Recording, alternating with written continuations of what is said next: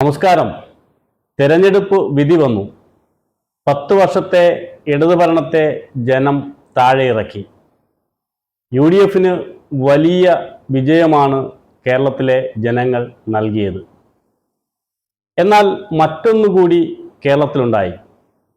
കേരളത്തിലെ ചരിത്രത്തിലാദ്യമായി BJP 3 seat നേടി നിയമസഭയിലേക്ക് എത്തുകയാണ്. BJP ഉണ്ടാക്കിയ ഈ ചരിത്രം വരും കാലങ്ങളിൽ കേരളത്തിൽ ആവർത്തിക്കപ്പെടുവാൻ പോവുകയാണ്. 10 വർഷങ്ങൾക്ക് മുമ്പ് ബംഗാളിൽ തൃണമൂൽ കോൺഗ്രസ് അധികാരത്തിൽ വരുമ്പോൾ BJPക്ക് വെറും 3 സീറ്റുകൾ മാത്രമാണ് ഉണ്ടായിരുന്നത്. 2026 വിധി വന്നതിന് ശേഷം മുഖ്യമന്ത്രിയായിരുന്ന മമത പോലും തോറ്റ് തുന്നമ്പാടി BJP ബംഗാള് തൂത്തുവാരി അധികാരത്തിൽ കയറുന്ന കാഴ്ചയാണ് നാം കാണുന്നത്. ഹായ് ഹലോ, ഞാൻ Abhilash. Welcome to true focus with Abi.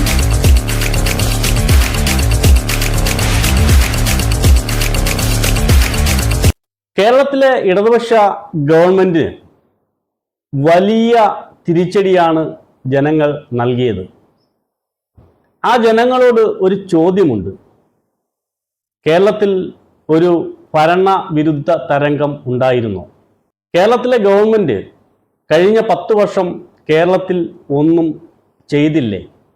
വികസന പ്രവർത്തനങ്ങളൊന്നും നടന്നില്ലേ? ഈ ചോദ്യത്തിൻ്റെ ഉത്തരം നടന്നു എന്ന് തന്നെയായിരിക്കും.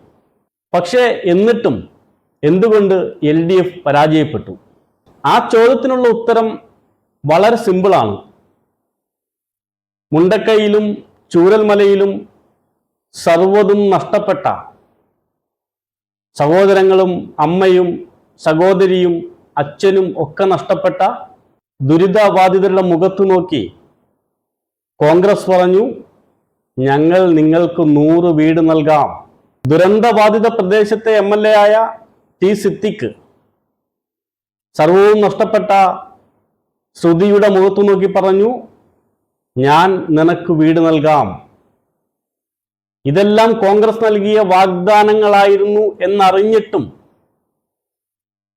വയനാട്ടിൽ നടന്ന ഈ കഴിഞ്ഞ തെരഞ്ഞെടുപ്പിൽ UDFന് വലിയ വിജയമാണ് വയനാട്ടിലെ ജനങ്ങൾ നൽകിയത്. T. സിദ്ദിഖ് കഴിഞ്ഞ പ്രാവശ്യം ജയിച്ചതിലും കൂടുതൽ മാർജിനിൽ വോട്ട് ഷെയർ ഉയർത്തിയാണ് ജയിച്ച് കയറി വന്നത്. അപ്പോൾ എന്താണ് കേരളത്തിൽ നടന്നത്?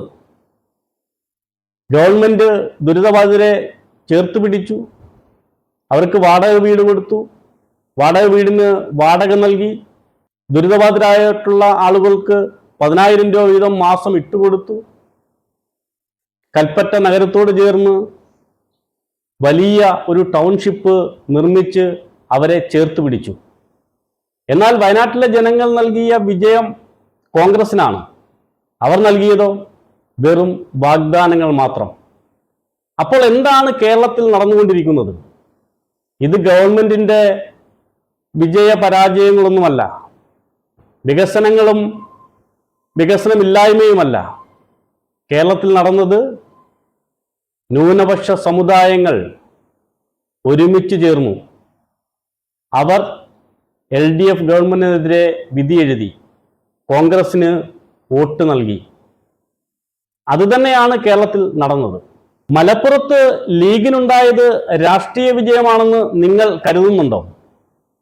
ലീഗിനുണ്ടായത് മതപരമായ വിജയമാണ്, ജാതീയമായ വിജയമാണ്. അവിടെ രാഷ്ട്രീയം നോക്കിയല്ല അവർ വോട്ട് നൽകിയത്. അതിനൊരു ഉദാഹരണം പറഞ്ഞാൽ, പുനലൂർ, കൊല്ലം ജില്ലയിലെ പുനലൂർ നിയമസഭയിൽ മത്സരിച്ചത് മുസ്ലിം ലീഗിന്റെ സ്ഥാനാർത്ഥിയാണ്. അവിടെ മുസ്ലിങ്ങൾക്ക് കൂടുതൽ ഭൂരിപക്ഷം ഇല്ലാത്തത് കൊണ്ട് തന്നെ അവിടെ ലീഗിന്റെ സ്ഥാനാർത്ഥി പരാജയപ്പെട്ടു. UDFന്റെ ഭരണത്തിലെ ഏറ്റവും വലിയ ഘടകകക്ഷിയാണ് മുസ്ലിം ലീഗ്. കഴിഞ്ഞ ഭരണത്തിലിരുന്ന കാലത്തൊക്കെ നമുക്കറിയാം, 5ാം മന്ത്രിസ്ഥാനത്തിനൊക്കെ വേണ്ടിയിട്ട് പിടിയുണ്ടാക്കിയതും മലപ്പുറത്തേക്ക് പലതും കൊണ്ടുപോയതുമൊക്കെ അത് ഇനിയും ആവർത്തിക്കപ്പെടാൻ പോവുകയാണ്. ഉപമുഖ്യമന്ത്രി വരെ ഒരുപക്ഷെ മുസ്ലിം ലീഗ് ചോദിച്ചേക്കാം. എന്താണ് ഇതിൽ നിന്നും ഉണ്ടാവാൻ പോകുന്നതെന്ന് ചോദിച്ചാൽ, മുസ്ലിം ലീഗ് പറയുന്നിടത്ത് സ്കൂളുകളും ഹോസ്പിറ്റലുകളും പാലങ്ങളും റോഡുകളും ഒക്കെ ഉണ്ടാവും. അത് കൊടുക്കുവാൻ UDFന്റെ നേതൃത്വം തയ്യാറുമാവും. അങ്ങനെ വരുമ്പോഴാണ് കേരളത്തിൽ മറ്റൊരു വലിയ ജാതിയുടെ ധ്രുവീകരണം ഉണ്ടാകുവാൻ പോകുന്നത്. അവർ നോക്കുമ്പോൾ എല്ലാ മുസ്ലിം ലീഗുകാർ കൊണ്ടുപോകുന്നു, ഒരു സമുദായത്തിലേക്ക് പോകുന്നു. അങ്ങനെ വരുമ്പോൾ അവരുടെ രാഷ്ട്രീയം അവർ മറക്കും. ആ രാഷ്ട്രീയം മറന്നിട്ട് ജാതീയമായി ചിന്തിക്കുവാൻ തുടങ്ങും. അങ്ങനെ ജാതീയമായി ചിന്തിക്കുമ്പോൾ കേരളത്തിൽ വീണ്ടും BJP ചരിത്രങ്ങൾ ആവർത്തിക്കും. ഇപ്പോൾ നിങ്ങൾ വോട്ട് കൊടുത്ത് കോൺഗ്രസ് ജയിച്ചു. കോൺഗ്രസിന് ഒരു മതനിരപേക്ഷിത സംസ്ഥാനമായിട്ട് കേരളത്തെ കൊണ്ടുപോകാൻ കഴിയുമെന്ന് നിങ്ങൾക്ക് തോന്നുന്നുണ്ടോ? ഇത് കഴിഞ്ഞ കാലമല്ല. BJP അടപടലം നോർത്ത് ഇന്ത്യ എല്ലാം പിടിച്ചു വന്നുകൊണ്ടിരിക്കുക. സൗത്ത് ഇന്ത്യയിലേക്കും അവർ കടന്നു കയറി കഴിഞ്ഞു. കേരളത്തിലെത്തുവാൻ വലിയ താമസമൊന്നും വേണ്ട. തിരുവനന്തപുരം കോർപ്പറേഷൻ പിടിച്ചു കഴിഞ്ഞു. തിരുവനന്തപുരത്ത് 2 സീറ്റ് പിടിച്ചു കഴിഞ്ഞു. അതും കഴിഞ്ഞ് കൊല്ലം ജില്ലയിലേക്ക്, കമ്മ്യൂണിസ്റ്റ് കോട്ടയായ കൊല്ലം ജില്ലയിലും ഒരു സീറ്റ് അവർ പിടിച്ചു കഴിഞ്ഞിരിക്കുന്നു.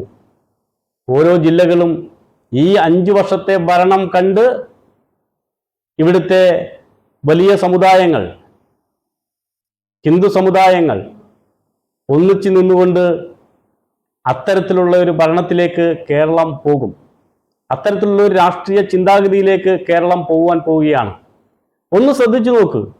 കഴിഞ്ഞ 10 വർഷക്കാലം ഏതെങ്കിലും മതനേതാക്കന്മാർ, സഭാപിതാക്കന്മാർ ക്ലിപ്പ് ഹൗസിലോ സെക്രട്ടേറിയറ്റിന്റെ ഇടനാഴികളിലോ നിങ്ങൾ കണ്ടിട്ടുണ്ടോ? ഇനി നിങ്ങളത് കാണാൻ പോവുകയാണ്. ഈ സാമുദായിക നേതാക്കന്മാരും തങ്ങന്മാരും സഭാപിതാക്കന്മാരും ക്ലിപ്പ് ഹൗസിലും മുഖ്യമന്ത്രിയുടെ ഓഫീസിലും കസേരയിട്ടിരുന്ന് കേരളത്തിന്റെ ഭരണം എങ്ങനെ പോകണമെന്ന് തീരുമാനിക്കാൻ പോവുകയാണ്. അങ്ങനെ വരുമ്പോൾ ഇവിടെ മത ധ്രുവീകരണങ്ങൾ ഉണ്ടാവും. അങ്ങനെ ആളുകൾ ചിന്തിച്ചു തുടങ്ങുമ്പോൾ കേരളത്തിലെ കമ്മ്യൂണിസ്റ്റ് പ്രസ്ഥാനത്തിന് അപജയമുണ്ടാവും. അങ്ങനെ ഉണ്ടാവുമ്പോൾ എന്ത് സംഭവിക്കുമെന്ന് ബംഗാള് നമ്മളുടെ മുമ്പിൽ ഇന്ന് ഉദാഹരണമായി നിൽക്കുന്നുണ്ട്. അങ്ങനെ സംഭവിക്കുമ്പോൾ ഇന്ന് ജാതീയമായി ചിന്തിച്ച് വോട്ട് ചെയ്തവർ അന്ന് ജാതിയുടെ പേരിൽ ദുഃഖിക്കേണ്ടി വരും. കേരളത്തിന്റെ തലസ്ഥാനത്ത് വിരിഞ്ഞ താമരകൾ അത് കൊല്ലം ജില്ലയിലേക്കും വ്യാപിച്ചിട്ടുണ്ടെങ്കിൽ ഈ വരുന്ന 5 വർഷം മതമാണ് മതമാണ് മതമാണെന്ന് പറയുന്ന നേതാക്കന്മാർ ഭരിക്കാൻ പോകുന്ന ഈ കേരളം, അങ്ങനെ വരുമ്പോൾ ജാതീയമായ ധ്രുവീകരണങ്ങൾ ഉണ്ടാവും. രാഷ്ട്രീയം പലരും മറക്കും. കേരളത്തിന്റെ അങ്ങോളം ഇങ്ങോളം താമരകൾ വിരിയും. BJP വലിയ താമസിക്കാതെ തന്നെ കേരളത്തിൽ അധികാരത്തിലെത്തും. അതിന് കാരണം നിങ്ങളാണ്, നിങ്ങൾ മാത്രം.